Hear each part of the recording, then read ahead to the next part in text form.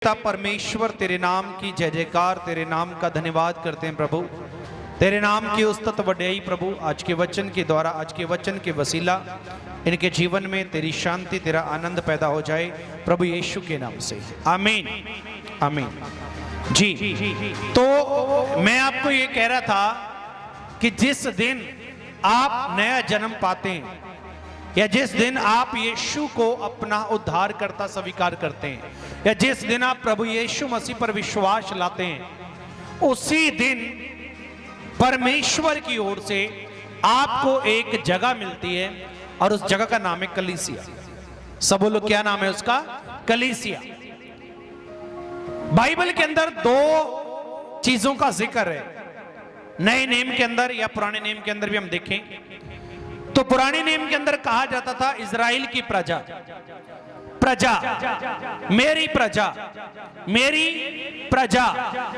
अगर हम नए नेम के अंदर आते हैं तो उसी चीज का नया नाम चेंज होता है और वो चेंज होकर नाम बनता है मेरी दे, मेरी दे, मेरी कलीसिया, मेरी कलीसिया, प्रभु की कलीसिया।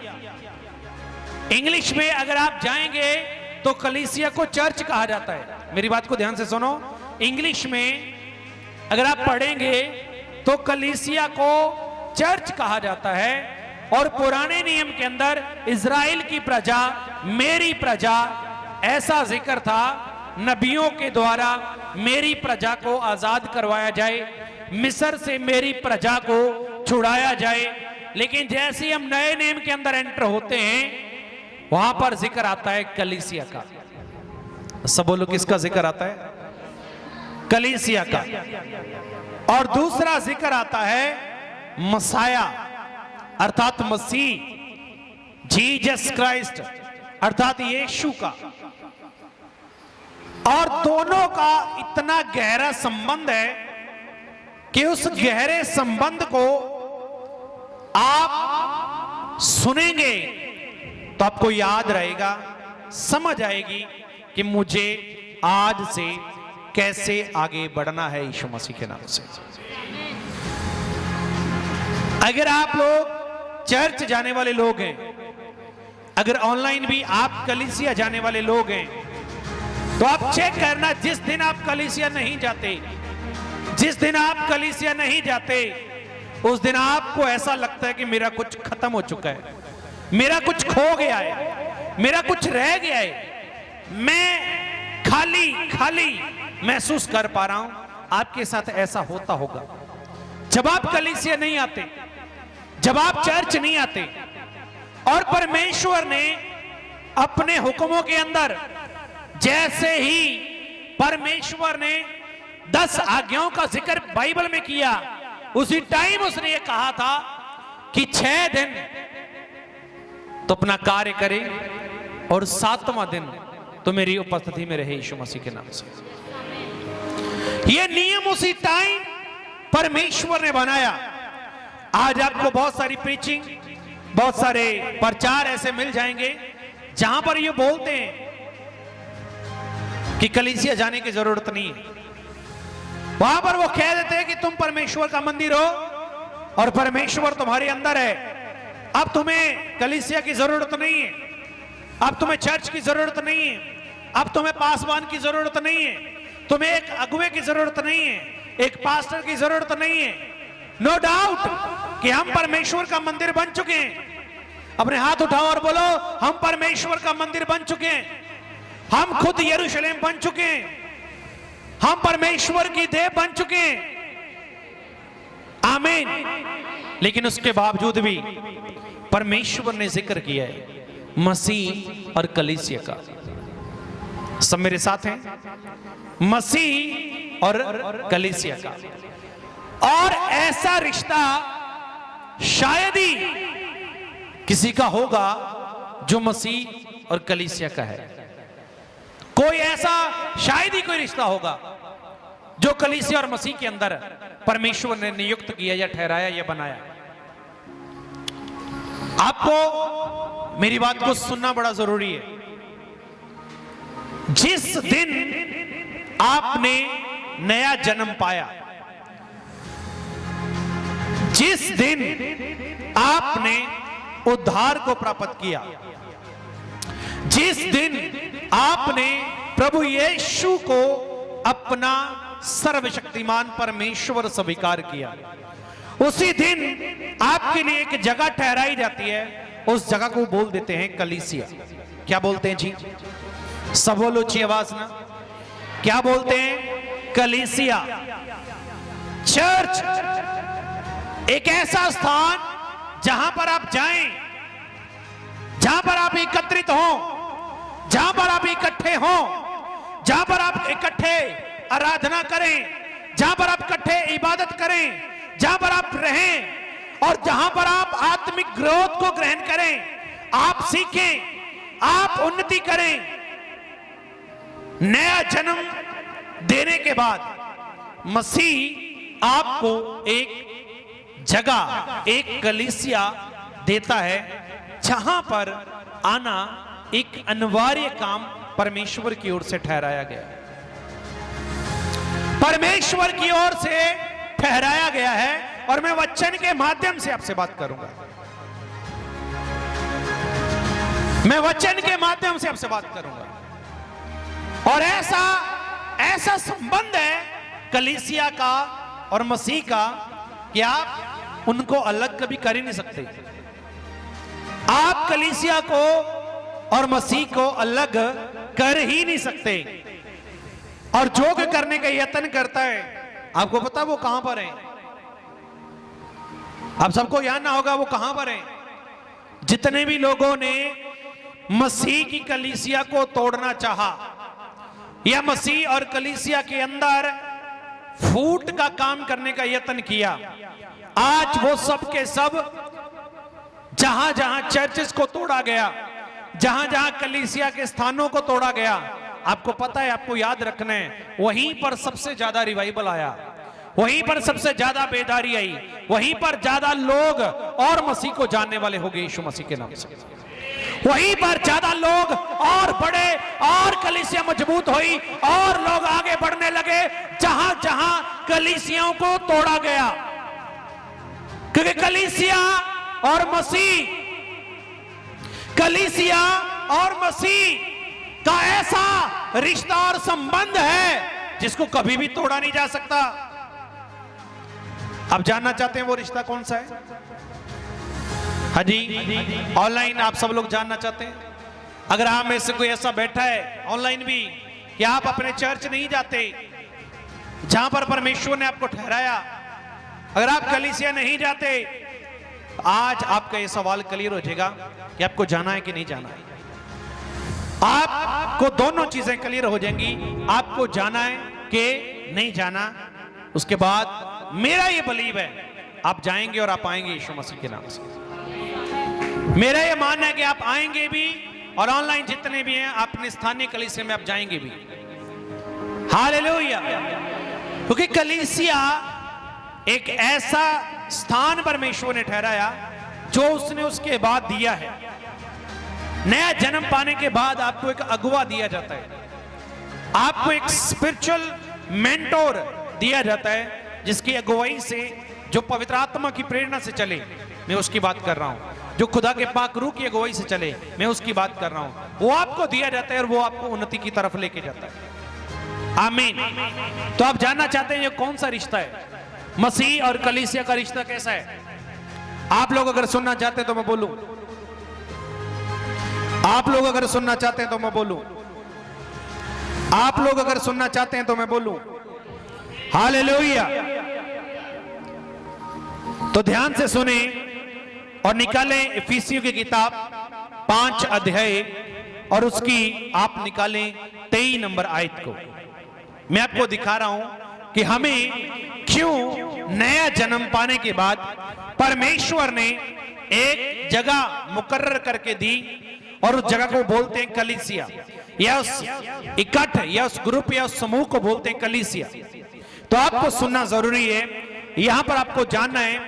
इफिसियों की किताब 5 अध्याय और उसकी 23 नंबर आयत में आप सबके लिए पढ़ूंगा। यहां पे लिखा है, क्योंकि पति पत्नी का सर है, जैसे कि मसीह कलीसिया का सिर है और स्वयं ही देह का उद्धार करता है यीशु मसीह के सामर्थी नाम से।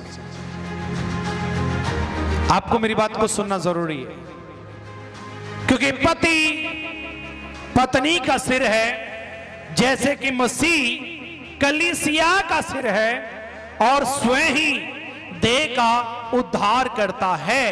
पर जैसे कलीसिया मसीह के अधीन है, वैसे ही पत्नियां भी हर बात में अपने अपने पति के अधीन रहें यीशु के नाम से। तो मेरी आपसे एक पूछताछ है, मैं एक सवाल आपसे पूछूंगा, आपने मुझे उत्तर देना है। अगर आपके सर को अर्थात इसको, गर्दन को या इस हिस्से को आपकी देह या आपकी धड़ से अलग कर दिया जाए तो क्या होगा? बताइए। अगर सर को धड़ से या देह से अलग कर दिया जाए तो क्या होगा? बोलो क्या होगा? धड़ को सर से अलग कर दिया जाए तो क्या होगा? बोलो मौत। क्या होगा? इस जगह को इस जगह से अलग कर दिया जाए, आपकी जो धड़ है और आपकी जो गर्दन का हिस्सा है ऊपर का, अगर इसको हटा दिया जाए, इसको यहां से काट दिया जाए, तो आप मुझे बताइए कि आप क्या सोचते हैं कि क्या होगा? आपके अंदर एक तरस नहीं आ रहा कि जो लोग बिना कलीसिया के घूम रहे हैं उनकी हालत कैसी होगी? आप चेक कर लें। जो लोग एक अगवे के बिना जी रहे हैं उनकी कंडीशन कैसी होगी? यहां पे लिखा है जैसे मसीह कलीसिया का सर है और कलीसिया अर्थात देह का उद्धार करता है।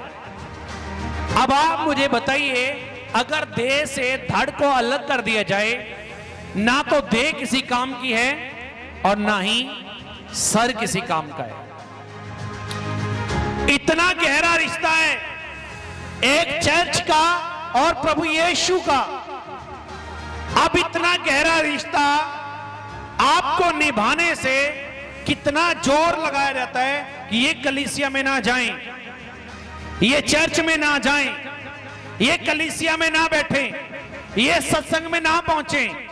कितना जोर लगाया जाता है, आपको रोकने का कितना यत्न किया जाता है। उसका एक ही कारण है कि जो धड़ है वो सर से अलग हो जाए, और जब सर से धड़ अलग हो जाएगी तो मौत अपने आप इनकी हो जाएगी।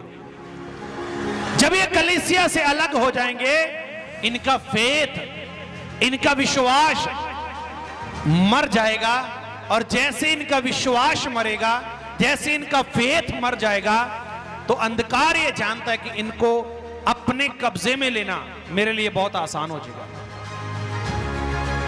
समझ पा रहे हैं मेरी बात? अब आपको समझ आ रहा है मैं क्या बोल रहा हूं? कलीसिया और मसीह का रिश्ता इतना जबरदस्त है। अगर ये दोनों जुड़े रहें, मैं आपको ऊंची आवाज में फिर से बोल रहा हूं, अगर ये दोनों जुड़े रहें तो जीवित रहते हैं यीशु मसीह के सामर्थी नाम से, तो जीवित रहते हैं प्रभु यीशु के नाम से। अगर कलीसिया मसीह से अलग हो जाए, अर्थात धड़ सर से अलग हो जाए, तो कभी जीवित नहीं रह पाएगी, कभी जीवित नहीं रह पाएगी। आप 4 हफ्ते चर्च मत आना, आप देखना आपका जीवन कैसा हो जाता है। आपके जीवन में गंदगी आनी शुरू हो जाएगी, आपके जीवन में पाप का आना शुरू हो जाएगा, आप गलतियां करने लग जाओगे, आप दोबारा सांसारिक और शारीरिक जिंदगी में जाने लग जाओगे जब आप कलीसिया नहीं आते, जब आप कलीसिया नहीं जाते। कलीसिया और मसीह का जो रिश्ता है वो इतना पावरफुल रिश्ता है कि अगर मसीह और कलीसिया को कोई चीज जोड़ती है, उसी जुड़ी हुई चीज के कारण वो दोनों जीवित हैं। आपको पता है बाइबल के अंदर क्या लिखा कि अगर तू विश्वास करता है और कर्म तो नहीं करता तो तेरा विश्वास बिना कर्म के मरा हुआ है। तेरा विश्वास बिना कर्म के मरा हुआ है। अब आप सोचो कि अगर कलीसिया और मसीह ज्वाइंट नहीं रहेंगे तो कलीसिया मर जाएगी। इसीलिए अंधकार चाहता है कि लोग चर्च में ना जाएं। इसीलिए वो चाहता है कि लोग ऐसे भेड़ों के झुंड में ना जाएं जो भेड़ें परमेश्वर की स्तुति करती हैं।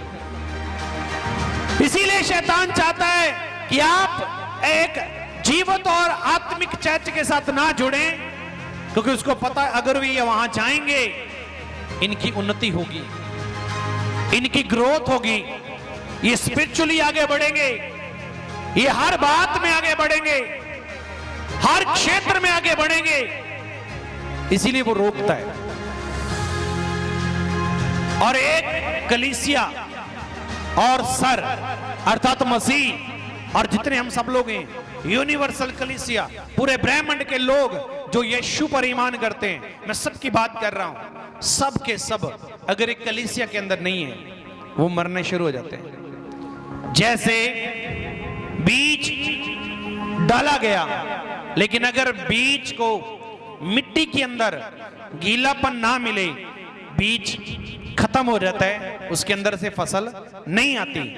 अगर उसमें से उसको गीलापन मिले, जमीन भी वही है, बीज भी वही है, लेकिन गीलापन नहीं है, तो वो बीज कभी भी प्रफुल्लित नहीं होता। इसी प्रकार से जो आप लोग हैं, ऑनलाइन जितने सुनने वाले हैं, कलीसिया के लोग हैं, आप सबको सुनना है, समझना है कि बिना कलीसिया के देह खत्म होने लगती है, देह खत्म होने लगती है, कलीसिया मरने लगती है। एक अगुआ उनको ना मिले, कलीसिया तितर बितर होने लगती है। एक झुंड की रखवाली करने वाला अपने झुंड की रखवाली ना करे, कलीसिया मरने लगती है। अब आप मेरी बात समझ रहे हैं? मसीह और कलीसिया का रिश्ता क्या है? बोलो दोनों का रिश्ता जुड़ा हुआ है। ऐसे करके बोलो दोनों का रिश्ता जुड़ा हुआ है। और आप में से कितने लोग ये गलती करते हैं कि मसीह और कलीसिया को अलग अलग करते हैं? 4-4 महीने, 3-3 महीने, 2-2 महीने, 1-1 महीना चर्च का दरवाजा नहीं आपको पता होता कहां पर है। उन्नति चाहिए, मेरी बात को ध्यान से सुनो, उन्नति हमें चाहिए, लेकिन ये आत्मिक उन्नति आपके बिस्तर पर पड़े पड़े आपको नहीं मिलेगी। आपको उठना होगा, और आज आपके जो साथ बैठा है उसको ऊंची आवाज में आपने कहना है, उठ और प्रकाशमान हो जाए यीशु मसीह के नाम से। उठ और प्रकाशमान हो जा प्रभु यीशु के नाम से। उठ और ज्योतिमय हो जा प्रभु यीशु के नाम से। उठ और चमकना शुरू हो जा प्रभु यीशु के नाम से। तुझे उठना होगा, अगर तुझे पढ़ना है तुझे उठना होगा। तो अपने घर पे बैठा बैठा उन्नति नहीं पा पाएगा। तुझे कलीसिया चाहिए और तू एक अगुवे के साथ मिलके आगे बढ़ेगा। आप बोल सकते हैं उठ प्रकाशमान हो जा। हालेलुया, उठ प्रकाशमान हो जा। मसीह कलीसिया का इतना जबरदस्त रिश्ता है जैसे सर और धड़ है। अगर ये दोनों अलग हो जाएं, दोनों जिंदा नहीं रहेंगे। मेरे दिमाग की बत्ती नहीं घूमी कि मैं आपको बोलता हूं संडे चर्च आओ। मुझे पता है अगर कलीसिया मसीह से अलग हो जाएगी, यह विश्वास करने वाला कलीसिया से अलग हो जाएगा, मरना शुरू हो जाता है, वो मरना शुरू हो जाता है वो। इसलिए आपको कलीसिया की जरूरत है। कलीसिया की जरूरत है।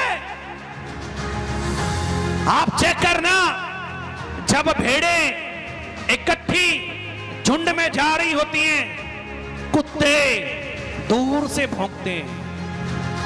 याद रखना इस बात को, जब भेड़ों का झुंड सड़क पर जा रहा है, कुत्ते दूर से भौंकते हैं। लेकिन अगर उनमें से एक भेड़ अकेली रह जाए, वही कुत्ते उसको फाड़ देते हैं। कितने लोगों ने देखा ऐसा? एक भेड़ अलग हो जाए झुंड से, कुत्ते उसको फाड़ देते हैं। हाँ या ना बताइए, कितने लोगों ने देखा है? मैंने अपनी आंखों से देखा है, मैंने खुद अपनी आंखों से देखा है। जो भेड़ झुंड से अलग होती है, अयाली आगे होता है, भेड़ पीछे रह जाती है। उस भेड़ को कुत्ते नालियों में, गंदगी में ऐसे कब्जा करते हैं, ऐसे उसको फाड़ने का, नोचने का काम करने लगते हैं। और जैसे ही वो झुंड में होती है, झुंड के पास कोई नहीं आता यीशु मसीह के नाम से। अब याद रखना, कुत्ते झुंड के पास नहीं आते यीशु मसीह के नाम से। हालेलुया। अब आपको समझ आ रहा है मैं क्यों बोल रहा हूं कि आपके लिए कलीसिया जरूरी है। अगर आप कलीसिया नहीं आते, या आप ऑनलाइन कहीं भी आप जाते हैं, वहां पे आप नहीं जा रहे, तो आप याद रखना, कुत्ते घूम रहे हैं फाड़ने के लिए। कहां पे घूम रहे हैं? बाइबल के अंदर लिखा नहीं है? शैतान गरजते हुए छींक गिनाई घूम रहा है कि कोई उसे मिले और उसको फाड़ के, कोई उसे मिले और उसको फाड़ के। कलीसिया आने से आपका फेथ डेवलप होता है। कलीसिया आने से आपकी आत्मिक ग्रोथ होती है। कलीसिया आने से आपके अंदर प्रेम का आगमन होता है। कलीसिया आने से आपके अंदर से नेगेटिविटी खत्म होती है। कलीसिया आने से, कलीसिया जाने से आपका विचारों का आवागमन खत्म होता है और आपके अंदर एक सिद्ध विचारधारा बनती है कि मुझे प्रभु के साथ चलना है। कलीसिया आने के साथ आपका चरित्र, आपका कैरेक्टर का डेवलपमेंट होता है, आपका स्पिरिचुअल कैरेक्टर डेवलप होता है। कलीसिया जाने से आपके परिवारों में शांति का आगमन होता है। कलीसिया जाने से आपकी आत्मा में परमेश्वर के वचन बसने शुरू होते हैं। कलीसिया के अंदर आपको एक माहौल मिलता है, जिसको बोलते हैं वो माहौल जो आपको प्रेरित करता है कि तूने आगे बढ़ना है। कलीसिया के अंदर आपको ये माहौल मिलता है जो आपको ये प्रेरित करता है कि तू आगे बढ़ने के लिए बुलाया गया। कलीसिया के अंदर आने के बाद आपको ये समझ आती है कि तू राज्य पदधारी याजकों का समाज है। कलीसिया में आने के बाद आपको यह पता चलता है कि तुम अधिकारी हो। कलीसिया में आने के बाद यह पता चलता है कि तुम परमेश्वर की संतान हो। कलीसिया में आने के बाद आपके जो माइंड के ऊपर स्ट्रेस होता है, डिप्रेशन होता है, सोचें होती हैं। चर्च में आने के बाद आप जब परमेश्वर की इबादत करने वाले लोगों के साथ मिलते हैं, आपकी नेगेटिविटी आपके अंदर से खत्म होती है। हाँ या ना बताइए, होता कि नहीं होता ऐसा? तो क्या हम बाकी जो शरीर का खाना है, जो संसारिक जिंदगी है, उसको व्यतीत करने के लिए या उसको निर्वाह करने के लिए हम कितना काम करते हैं? 6 दिन काम करते हैं, ओवर टाइम करते हैं, सब कुछ करते हैं। लेकिन कलीसिया में प्रभु ने एक दिन आने के लिए बोला है कि तुम चर्च में जाओ। हालेलुया। बहुत लोग ऐसा भी प्रचार कर रहे हैं, शब्द को मानना कोई जरूरी नहीं है, ये नियम नहीं है। सब मेरे साथ कहो, ये नियम नहीं है। शब्द को मानना कोई नियम नहीं है। शब्द को मानना एक नीड है, नीड।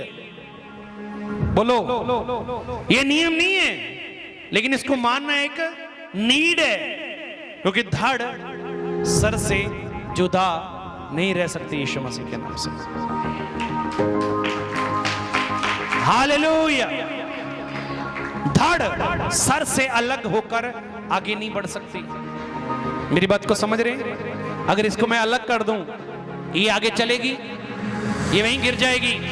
अगर इसको अलग करूं ये वहीं गिर जाएगा। अगर ये दोनों ज्वाइंट हैं तो आपके पांव आगे बढ़ते हैं यीशु मसीह के नाम से। आपके पांव आगे बढ़ते हैं और आप आगे बढ़ने का कार्य करते हैं यीशु मसीह के नाम से। इसीलिए मैंने बोला है कि मसीह और कलीसिया, इनका एक ऐसा अटूट संबंध है जिसको तोड़ने का अंधकार हमेशा प्लान करता है और आपको रोकता है कि आप चर्च में ना जाएं, आपको रोकता है कि आप प्रभु में ना बढ़ें, आपको रोकता है कि आप मिनिस्ट्री में ना जाएं, आपको रोकता है कि आप स्थानीय कलीसिया में ना जाएं। आपको नहीं रुकना है। पूछो क्यों?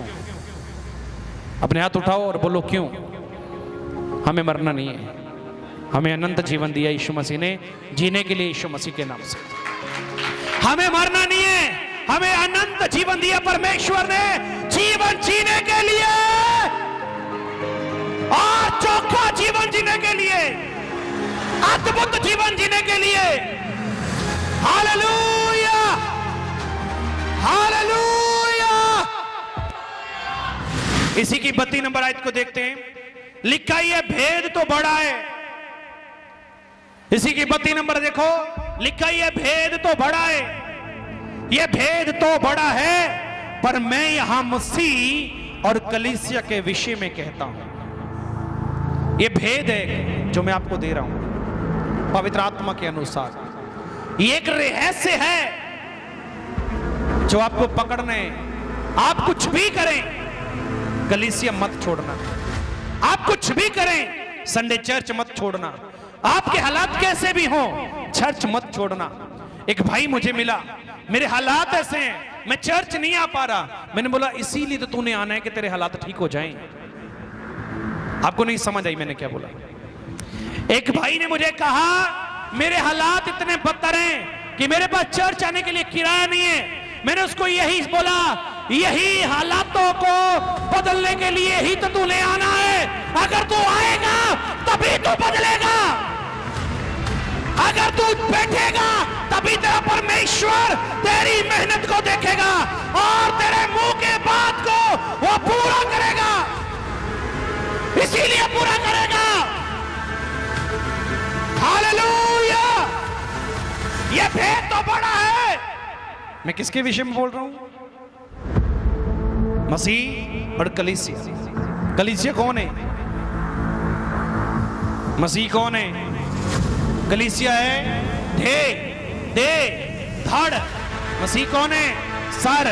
दोनों अलग नहीं हो सकते, नहीं हो सकते। आपको बोल रहा हूं, सबको। पिछले हफ्ते भी बोला था, एक एतवार चर्च मत आना, 3 एतवार चर्च ना आना, 7 एतवार चर्च ना आना। आपकी कंडीशन पता कैसी होगी? पूछो कैसी होगी? जैसे आपका संसारिक जीवन पहले था ना, आप वैसे ही बन जाएंगे। चर्च ना आने की वजह से इतना फर्क पड़ता है, इतना इंपैक्ट आता है, इतना असर आता है। और जो व्यक्ति रेगुलर बढ़ता है लगातार, उसकी आत्मा रोज नहीं होती जाती है यीशु मसीह के नाम से। रोज ग्रोथ में जीता है, वो आगे बढ़ता है यीशु मसीह के नाम से, आगे बढ़ता है। मैं कह रहा हूं यीशु के नाम से। आप बुलाए ही इसीलिए गए कि आप आगे बढ़े यीशु के नाम से। हालेलुया। इसलिए बुलाया गया प्रभु ने आपसे। अब समझ आ रहा है? देह और कलीसिया अलग होना है। ओके, देख लो, जो लोग कलीसिया, जिनके पास कलीसिया नहीं है ना, ऑनलाइन भी मैं बता रहा हूं, जो लोग कलीसिया में नहीं जा रहे, आप बहुत बड़े खतरे में हैं। आप में से बुद्धिजीवी को ऐसे बोल सकते हैं, नहीं नहीं मसीह का मंदिर तो हम खुद ही हैं, इसमें कोई शक नहीं है। लेकिन अगर ऐसा ही है तो यीशु आराधनालय में क्यों जाता था? यीशु खुद आराधनालय में खड़े होकर प्रचार क्यों करता था? यीशु कलीसिया के सामने बैठकर प्रचार क्यों करता था? यीशु नाव पे खड़े होकर प्रचार क्यों करता था? किनको सिखाता था वो? कलीसिया को। अगर ऐसा ही है तो यीशु अपने 12 चेलों को अलग लेके क्यों बैठता था? क्योंकि वो यही सिखाना चाहता था कि मेरे जाने के बाद तुम्हें कलीसिया मिलेगी और तुम हिस्सा ठहरोगे। अगर ऐसा ना होता, अगर कलीसिया की जरूरत ना होती, अगर एक चर्च की एक व्यक्ति को जरूरत ना होती, तो मसीह पतरस को ये कभी ना बोलता मैं इस चट्टान पर अपनी कलीसिया बनाऊंगा। तो मसीह यीशु कभी ये ना बोलता कि मैं इस चट्टान के ऊपर अपनी कलीसिया खड़ी करूंगा।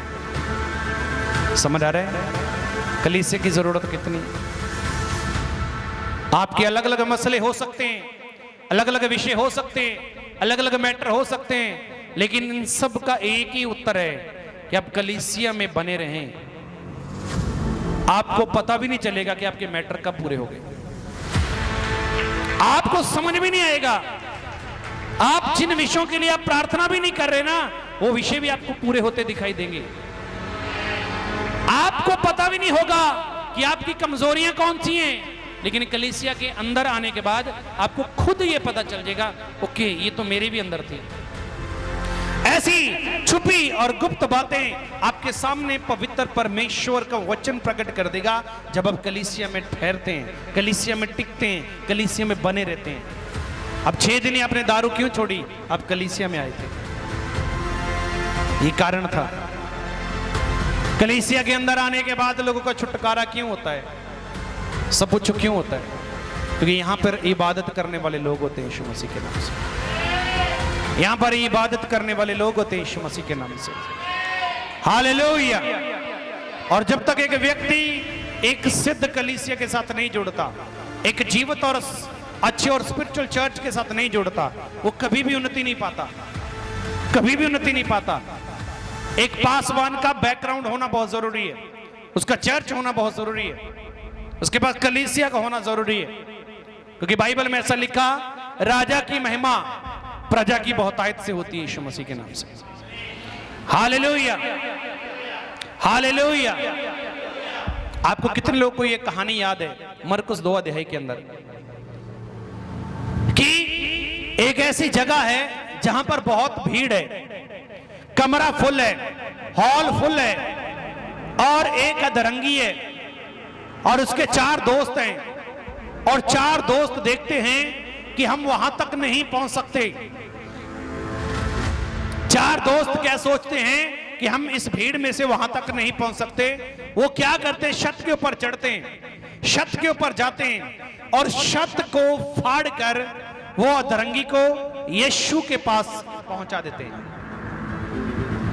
यीशु के पास पहुंचा देते हैं। आपके जीवन में बहुत सारी छतें हो सकती हैं, आपके विचारों की छत, आपकी बीमारी की छत, आपके किसी ऐसे थॉट की छत जो आपको चर्च या कलीसिया में जाने से रोकती है।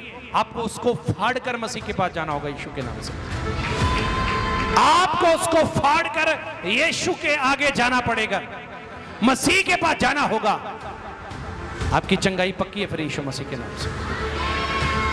अब वो कलीसिया में गए, क्या यीशु उनको बाहरी चंगा किया यीशु के? क्या यीशु को पता नहीं था कि छत को कोई उखाड़ रहा है? कि वहां पर जो लोग थे, जब कोई छत को उखाड़ रहा हो तो हमें पता नहीं चलता कोई छत को फाड़ रहा है। वहां पे जो लोग थे उनको पता नहीं चला होगा, बोलो पता चला होगा कि नहीं? लेकिन यीशु ये देख रहा था कि इनका ये विश्वास नहीं है कि भाई आज तो भीड़ ज्यादा है, चल कभी फिर ले आएंगे तेरे को। यीशु ने यह देखा कि इनका विश्वास ऐसा नहीं है, उन 4 का विश्वास ऐसा नहीं है, यार आज तो बहुत भीड़ है, आगे तो जा ही नहीं पाएंगे, चल कभी फिर आ जाएंगे। आज तो गर्मी बहुत है, चल कभी फिर चलेंगे। आज तो काम बहुत है, अगले हफ्ते चलेंगे। तो क्या अगर वो ऐसा उसको बोलते तो उस अधरंगी ने, लकवे के रोगी ने, मेरा मानना है कि वो पड़े पड़े मर जाना था उसे। लेकिन उसको ये विश्वास था कि जो भीड़ यीशु के सामने खड़ी है, अगर उसके पास हमें पहुंचना है, हमें छत को फाड़ना पड़ेगा। आपको उन रुकावटों को तोड़ना पड़ेगा जो रुकावटें आपके जीवन में आती हैं कि आप कलीसिया ना पहुंचे। आपके पास किराया नहीं है, आपके पास पैसे की तंगी है, तभी तो आना है ना कि वो तंगी खत्म हो जाए यीशु मसीह के नाम से। आप बोलते हैं कि मैं बीमार था, मैं बेड पर था, मैं नहीं चल नहीं पा रहा था, मैं उठ नहीं पा रहा था, तभी तो आना है ना कि तू उठ खड़ा हो यीशु के नाम से। आप बोल सकते हैं कि मेरे घर में कलेश है इसीलिए मैं चर्च नहीं आ पाया, तभी तो तूने आना है ना कि तेरे घर में शांति प्रवेश करे। आप बोल सकते हैं मेरा कारोबार ठंडा है, मेरा काम काज चल नहीं रहा है, मैं डिप्रेस हूं, मैं समस्या में जी रहा हूं, तभी तो तूने आना है कि तेरी सब चीजें नॉर्मल हो जाएं यीशु के नाम से। और उन चारों का विश्वास कैसा विश्वास था बताइए? साहसी, निडर वे था। उन्होंने शत को फाड़ा। आज आपको जरूरत है उन बातों को फाड़ कर, चीर कर आगे बढ़ने की, जो बातें आपको कलीसिया अर्थात मसीह और कलीसिया से अलग करती हैं। मसीह को कलीसिया से अलग होना अच्छा नहीं लगता। आप पूछेंगे कैसे? अदन के बाग में बाइबल जिक्र करती है कि परमेश्वर ठंडे समय आदम को मिलने के लिए आता था, तो कलीसिया के अंदर परमेश्वर की उपस्थिति होती है यीशु मसीह के नाम से। कलीसिया के अंदर परमेश्वर की उपस्थिति होती है और वो चाहता है कि लोग उसे मिलने के लिए जो आए हैं वो उनको शिफा दे यीशु के नाम से। बाइबल ऐसा सिखाती है कि सब्त के दिन यीशु लोगों को चंगा करता था। कौन से दिन? तो सब्त, जो सब्त है ये एक नियम नहीं है, ये नीड है हमारी कि हमें उस टाइम उस गोद में जाना है जिस टाइम वो अपने जबरदस्त और पावरफुल रूप में आता है यीशु मसीह के नाम से। हालेलुया। परमेश्वर की उपस्थिति का अर्थ आपके लुई कंडे खड़ा होना नहीं है। परमेश्वर के उपस्थिति का अर्थ आपके लुई कंडे खड़ा होना नहीं है। परमेश्वर की उपस्थिति का अर्थ कि आप परमेश्वर के सामने यह सोचकर उपस्थित हो कि वो अभी आपके अंदर आपके साथ है यीशु मसीह के नाम से। आप ये माने कि वो भी मेरे साथ है। इसको बोलते हैं कि परमेश्वर की उपस्थिति।